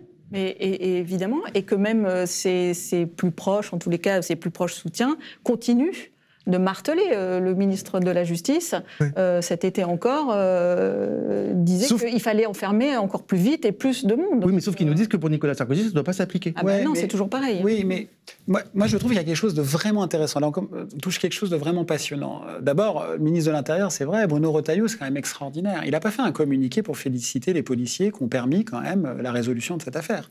Il a fait un communiqué comme président des Républicains pour dire son amitié à la personne qui est quand même un délinquant, Nicolas Sarkozy, eu égard à sa condamnation définitive dans l'affaire Bismuth pour corruption. Mais le débat qui est vraiment passionnant sur l'association de malfaiteurs, je trouve qu'on ne peut pas le prendre hors du contexte de ce qu'est la lutte contre la corruption en France. C'est pas pour rien que les magistrats ont utilisé cette incrimination, mais qui existe dans plein de pays. L'association, on appelle ça mafieuse en Italie, parce qu'il y a l'histoire de la mafia en Italie, mais d'un point de vue juridique, beaucoup de magistrats, de hauts magistrats, peuvent vous raconter à quel point c'est difficile avec l'appareil juridique de la loi de lutter efficacement contre la corruption. La corruption est réputée comme être un délit un peu inatteignable. D'un point de vue très dur à documenter le pacte corruptif. Et pourtant, il y en a bien un dans ce dossier, d'après le tribunal. Donc, l'association de malfaiteurs qui repose dans ce dossier sur des éléments concrets, matériels, qu'on peut discuter, évidemment, et puis il y aura un procès en appel, et toutes les personnes qui ont fait appel sont présumées innocentes, mais on ne peut pas déconnecter, pour moi, le débat légitime sur l'association de malfaiteurs dans tout un tas de délits quand on en parle vis-à-vis de la lutte contre la corruption. Ça dit quelque chose, pour moi, qui est assez juste et qui a été dit d'ailleurs dans les colonnes de Mediapart par Eva Joly, l'ancienne juge d'instruction qui a été candidate à la présidentielle. Pour moi, ça témoigne tout ça de quelque chose, c'est d'une absence de volonté politique de lutter contre la corruption efficacement en France. C'est-à-dire que quand il y a des faits divers, il y a tout de suite des propositions de loi, tous les médias suivent les grands procès de faits divers au jour le jour, il y a toujours des journalistes de la télé qui sont devant le tribunal aux 20h et qui disent voilà, aujourd'hui c'est passé ici, à la cour d'assises, etc. Il n'y a pas pour les procès d'atteinte à la probité. Et c'est même pire, quand il y a des jugements qui condamnent, on a le président du Sénat qui dit qu'il faut revoir la loi, mais pas dans le sens pour améliorer la lutte contre la corruption, mais plutôt pour le condamner. Franchement, je pense que quand on regarde la télé, on se dit c'est vrai que depuis une semaine, on a très peu parlé de la corruption et beaucoup plus de la note de Mediapart et beaucoup plus de choses dont la juge, rappelons-le, a dit que ce n'était pas un élément de preuve pour elle. Donc, et on a effacé les vraies victimes du dossier, qui sont les familles de victimes de l'attentat du DC10, qui ont été reconnues comme des victimes par le tribunal de Paris. Victimes de ce pacte, justement. C'est si vrai que Nicolas Sarkozy, Claude Guéant, Brice Hortefeux doivent leur verser des dommages et intérêts. On va poursuivre un peu notre émission sur cette question des chaînes d'infos. Younes, on va s'intéresser à l'enquête que vous publiez avec David Perrotin. Aujourd'hui, cette enquête, elle concerne toutes les chaînes d'infos, mais elle s'attarde en particulier sur BFM TV. Alors, sur cette chaîne, ça partait plutôt pas mal. Le jugement, il avait été anticipé le 23 septembre. 2 jours avant, le service police-justice de la rédaction de BFM a envoyé un mail aux 600 collaborateurs de la chaîne, direction, rédaction en chef, toute la rédaction, les présentateurs et aussi les programmateurs qui font venir les nombreux invités. Un mail que vous vous êtes procuré, Younes, avec David Perrotin. Et ce long mail, on le voit, il revient en détail sur le procès, ses acteurs, les différentes options qui s'offrent aux magistrats, condamnation, relax, toutes les hypothèses sont envisagées. Et dans ce message, les journalistes qui suivent le sujet au plus près parlent d'une, je cite, décision aux conséquences potentiellement retentissantes. Ils préviennent, ils disent qu'une condamnation est tout à fait plausible, car les 3 mois d'audience ont été accablants pour Sarkozy et ses proches. A priori donc, la rédaction, les présentateurs sont informés, mais le jour du jugement, le 25 septembre, c'est tout le contraire qui va se produire. Le matin, dès le matin, alors qu'on sait que Nicolas Sarkozy est condamné, mais on ne sait pas encore sa peine, une présentatrice va recevoir le président de l'Union syndicale des magistrats, il s'appelle Ludovic Fria, il était avec nous la semaine dernière sur ce plateau, et elle lui lance une drôle de question, puisque Sarkozy ne sera pas condamné par corruption, fallait-il un procès? Regardez. Vous n'allez pas aller sur les plateaux en disant je soutiens quelque chose qui ne tient pas. Enfin, je veux dire, faut être un peu raisonnable et voir comment ça fonctionne. Mais est-ce qu'il fallait aller au procès, là, carrément? On se pose même la question. Alors que la condamnation à 5 ans ferme de Nicolas Sarkozy a lieu, donc on progresse un peu de quelques heures, le présentateur affirme plusieurs fois que son casier judiciaire est vierge. Vous allez voir, il s'appelle Olivier Truchot, on l'a vu tout à l'heure déjà, et il va finir en fin de journée par être repris par la journaliste spécialisée Alexandra Gonzalez. On regarde. Il a fait appel ? Oui, il a fait appel. Donc il est pour l'instant présumé innocent. Même là aussi, toujours, même s'il va en prison, il est toujours présumé innocent. Je n'ai pas dit que c'était un délinquant. Il est effectivement présumé innocent, mais il a déjà été condamné. Donc il commence à avoir quand même pas mal. Non, son casier judiciaire est vierge, c'est ce que je voulais préciser. Non, il y a une condamnation définitive, attention. Laquelle ? Et il a eu un bracelet, là, souvenez-vous. Ah oui, il y a celle-là, voilà. Il y a une condamnation définitive. Ah oui, c'est dans le dossier Bismuth. En revanche, là où ça n'est pas définitif, c'est dans le dossier Big Malion. Il y a un pourvoi en cassation qui est audiencé en quelques jours, mais il a été condamné de façon définitive. C'est le 8 octobre. Lyon, c'est la campagne de 2012. Bon, dans ce cas-là, je me reprends. Nicolas Sarkozy est officiellement un délinquant. Dans leur mail 2 jours plus tôt, les journalistes du service police-justice avaient pourtant rappelé à toute l'équipe de BFM que Nicolas Sarkozy a déjà été définitivement condamné à 1 an de prison ferme pour corruption dans l'affaire Bismuth. Et ça va continuer ce même 25 septembre. L'ancienne ministre de Nicolas Sarkozy, Christine Boutin, retirée de la vie politique depuis des années, réapparaît pour une ode à Nicolas Sarkozy. Écoutez, c'est ça qui est le plus intéressant, la question du présentateur Olivier Marchal et la réponse de Christine Boutin. Donc vous le croyez innocent dans cette affaire ? Écoutez, a priori, il n'y a pas de preuves tangibles encore qui sont trouvées. Et dans l'expérience de travail que j'ai pu avoir avec Nicolas Sarkozy, j'ai toujours vu un homme droit. Vraiment. D'autant que vous étiez dans cette campagne de 2007, puisque bien sûr, celle-ci. Merveilleuse campagne, magnifique campagne. Nicolas Sarkozy mérite le respect. Voilà, Nicolas Sarkozy, vraiment un homme très bien. Sur le plateau, de longues minutes de commentaires. Et on va vu notamment Charles Consigny, l'avocat de l'intermédiaire Alexandre Joury, lourdement condamné dans ce procès. Il parle d'une décision qui est prise sous la pression de l'opinion. Ce tribunal n'a pas réussi à résister à une certaine pression de l'opinion publique et une certaine pression politico-médiatique. À ce moment-là, la journaliste spécialiste de la justice, Alexandra Gonzalez, qu'on a déjà vu tout à l'heure, est là. Elle va tenter de remettre l'église au milieu du village. Sous-entendre qu'il y aurait des médias qui, parce qu'ils réclameraient le scalp d'un ancien président, ça n'a aucun sens. Mais Madame Gonzalez, je peux rester. Laissez-la terminer, Alexandra. Ça relève du complotisme. 3 jours plus tard, dimanche 28, Nicolas Sarkozy vient de donner le fameux entretien au JDD dont on a déjà parlé. Un des auteurs de cet entretien, Antonin André, qui a fait donc l'entretien, il est sur le plateau de BFM. Face à lui, il y a Laurent Valdiguier, journaliste à Marianne, dont on a déjà parlé. Il est aussi consultant pour BFM. Et lui, comme vous, a suivi toutes les audiences. C'est un des rares. Et pour lui, il le dit, l'entretien de Sarkozy au JDD est truffé de mensonges.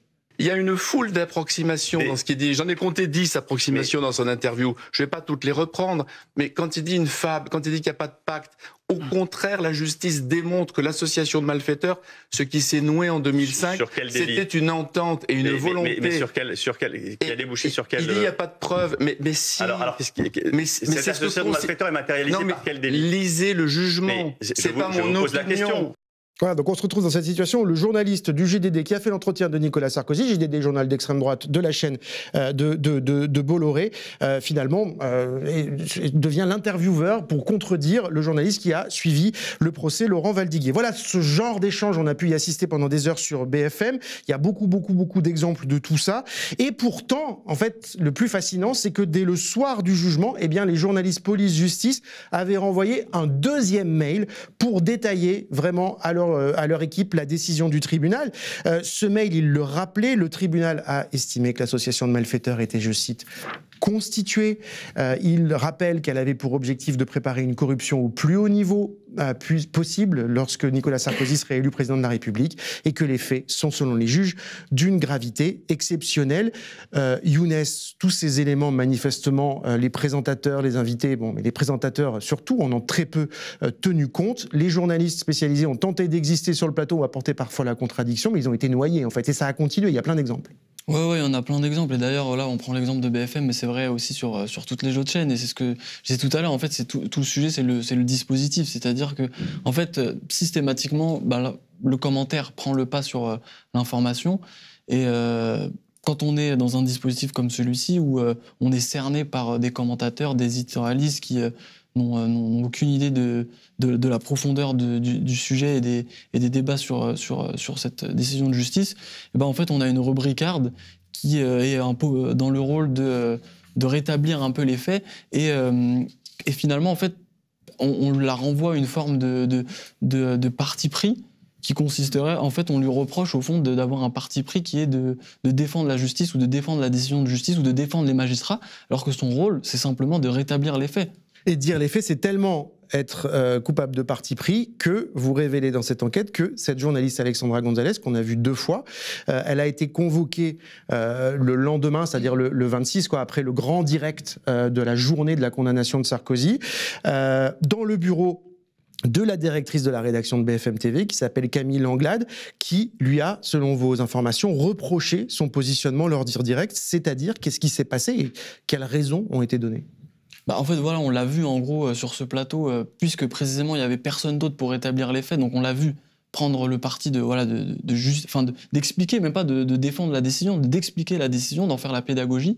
Et le lendemain, donc, plutôt que d'être convoquée pour se féliciter d'avoir rétabli les faits, et en fait, elle est convoquée par la directrice de la rédaction qui va lui reprocher d'être sortie de son rôle, d'avoir eu un positionnement entre guillemets problématique, parce qu'elle aurait défendu la décision de justice et les magistrats. Ce qui n'est, selon la directrice de la rédaction, Camille Langlade, pas le rôle d'une journaliste. Ok. Marine Babonneau, qu'en dit la présidente de l'association de la presse judiciaire? Je ne sais pas si cette journaliste est membre de cette association, mais qu'en dites-vous? Alors, moi, je suis présidente de l'association de la presse judiciaire, mais je ne suis pas à la tête d'un ordre déontologique, donc je vais m'abstenir. Qu'est-ce que ça nous dit? Qu'on est dans cette espèce de machine folle de désinformation et qu'on aura... Enfin, moi, je suis désespérée de voir que... en fait, c'est nous qui passons pour des zinzins, en fait. Et c'est vraiment... c'est terrible. Et qu'on aura beau essayer d'expliquer à peu près ce qui s'est passé. On n'est pas forcément toujours objectif, on n'est pas forcément toujours juste. La matière est compliquée. Cette affaire est particulièrement compliquée, mais bon, on a quand même des éléments. Et je trouve que c'est vraiment terrorisant de voir que ce que je vous disais au début, on n'est pas audible, en fait. Et on a beau essayer, ça n'imprime pas. Ouais. Nicolas Cassiaf, qu'est-ce qu'il faut retenir pour vous de l'épisode, de ce qu'on a vu sur BFM, de ce que nous dit en particulier l'enquête de David et Younes, y compris sur le fait que cette journaliste est convoquée pour avoir rappelé les faits en plateau? Ouais, non, mais c'est vraiment édifiant. Mais comme disait Younes, en fait, c'est vraiment cette question du dispositif, alors articulé aussi avec là vraiment des intentions proprement politiques, par le choix des invités, faire revenir par exemple Christine Boutin ou Jean-Marie Rouard, qui en plus d'une énormité sur les principes de... en plus, c'est même factuellement, c'est pas le principe de séparation des pouvoirs, ça veut dire des modalités de limitation des pouvoirs. C'est pas chacun dans sa ligne de course et personne n'interagit avec personne. Mais ce dispositif, en fait, il est vraiment pervers. On retrouve des choses assez similaires sur les questions scientifiques ou sur les questions du changement climatique. C'est-à-dire, c'est vraiment la confusion et c'est tout l'argumentaire des journalistes, des personnalités de CNews qui invoquent en permanence la liberté d'expression. Et en fait, c'est vraiment cette espèce de confusionnisme entre ce qui est du domaine de la liberté d'expression, c'est-à-dire cette possibilité, effectivement, de pouvoir commenter, mais si et seulement si les faits auxquels ces commentaires sont adossés sont corrects. Et on mélange donc liberté d'expression et principe fondamental, qui est le droit à l'information. Et donc, le point de départ doit être des faits étayés et là, documentés. Et en fait, on s'autorise ici à pouvoir finalement commenter sans aucune base factuelle et jusqu'à là, c'est là vraiment la mise en abîme ultime, c'est-à-dire le fait qu'une journaliste qui, elle, va faire le travail au nom duquel elle dispose d'une carte de presse. C'est la raison pour laquelle le législateur a confié une mission spécifique, une responsabilité spécifique aux journalistes dans ce pays depuis bientôt un siècle. Oui. C'est la question de la factualité, quoi. Et là, on peut, en fait, finalement, s'autoriser à tout dire. Et c'est pas seulement s'autoriser à tout dire comme si c'était une foire d'empoigne où tout le monde serait passé sur un pied d'égalité. C'est là qu'interviennent ces questions de propriété des médias, ces questions de sociologie, de qui occupent ces fonctions de commentaires. On peut rappeler pour les chaînes du groupe Bolloré, en tout cas, elles sont en partie détenues par Lagardère et Sarkozy y siège au conseil d'administration de Lagardère. Si on prend... non mais voilà, c'est factuel. Non mais c'est-à-dire... Moi, j'ai un peu de mal avec ces arguments qui viennent personnifier finalement des mécaniques qui sont un peu plus complexes. Mais Martin Bouygues, sauf erreur de ma part, TF1 a une proximité quasi familiale, je pense, par un jeu de parrainage avec le c'est le parrain de Louis Sarkozy. C'est le témoin de Voilà. Vincent Bolloré, on se souvient tous, la première chose que Nicolas Sarkozy fait à l'issue de son élection, c'est d'aller passer des vacances sur son yacht. Avec un formidable titre du Canard enchaîné, parce que le bateau mouillé dans les eaux de Malte, et le Canard avait titré en une « Ça commence Malte ». Et puis Arnaud Lagardère, que Nicolas Sarkozy présentait comme étant son frère. Et donc à partir du moment où les médias sont tenus par, sont la propriété d'hommes d'affaires, j'allais dire d'hommes et femmes d'affaires, mais c'est surtout d'hommes d'affaires qui ont une telle proximité. Et puis cette proximité, elle peut être amicale, mais elle est aussi intéressée parce que du côté des élus, c'est l'entretien de ces liens, c'est la condition sine qua non d'une médiatisation favorable. C'est-à-dire pour pouvoir être élu, il faut effectivement de l'argent. Et donc ces affaires nous les donnent à voir. Affaires libyennes, Big-Malion. Et puis il faut un capital médiatique. Et donc voilà. Et puis du côté de ces hommes et femmes d'affaires, effectivement, avoir dans son carnet d'adresses quelqu'un qui est ou va devenir président de la République, pour des industriels, dans un contexte où l'État français est très puissant et en capacité effectivement de rétribuer des entreprises sur l'ensemble des marchés publics ou tout le jeu de régulation auquel ces entreprises passent, c'est des systèmes d'alliance qui sont fondamentaux à décrypter. Younes, on signale que sur cette enquête, ni Alexandra Gonzalez, la journaliste concernée, ni Camille Anglade, des directrices de la rédaction, n'ont répondu à vos questions. On peut lire toute votre... Et BFM TV nous a répondu en signalant qu'il n'avait pas de commentaires à faire, mais que le travail de la rédaction était selon eux irréprochable. D'accord. Voilà. On a vu ce qui l'en est. Fabrice, un petit mot quand même, parce que vous en avez parlé tout à l'heure, Nicolas Cassiaf. BFM, dans cette affaire, ça te rappelle des souvenirs? Oui, mais disons que, en fait, c'est vrai que nous, avec Karl Lasquet, on a commencé l'enquête en 2011. Et au début, c'était quand même une grande solitude journalistique, et même un peu plus que ça, parce qu'il y avait beaucoup d'adversité informationnelle de la part du JDD, d'abord, qui avait fait une grande campagne... Déjà les mêmes acteurs avant même que ce soit Bolloré. Une grande campagne de contre-révélation à l'été 2019, ça s'appelait l'épreuve d'une machination, l'affaire libyenne. Et puis il y a eu cet événement incroyable à l'automne 2020, juste après la mise en examen de Nicolas Sarkozy pour association de malfaiteurs, l'organisation, à la fois dans les colonnes de Paris Match, propriété du groupe Lagardère, et sur les antennes de BFM TV, de la fausse rétractation de Ziad Takieddine, qui a donné lieu à une nouvelle affaire judiciaire, parallèle à ce dont nous sommes en train de parler, affaire dont l'enquête est terminée et dans laquelle Nicolas Sarkozy est mis en examen pour recel de subornation de témoins. C'est quand on veut escroquer la justice en truquant un témoignage, et aussi pour association de malfaiteurs en vue de commettre le délit d'escroquerie au jugement. Et on avait découvert à quel point dans cette enquête, l'état-major de BFM s'était littéralement mis au service de Nicolas Sarkozy, qui était surnommé dans des textos de la direction le boss. Donc pour moi... Ce qu'on est en train de se dire, c'est comme si c'était la rencontre, vraiment, d'un côté de la post-vérité, où la vérité factuelle n'est plus qu'une opinion comme une autre, et de la société du spectacle. Parce que le livre de Guy Debord... Donald Trump et Guy Debord ensemble, quoi. Oui, où en fait, la société du spectacle, c'est montré pour cacher. Où, nous disait Debord, le faux sera sans réplique.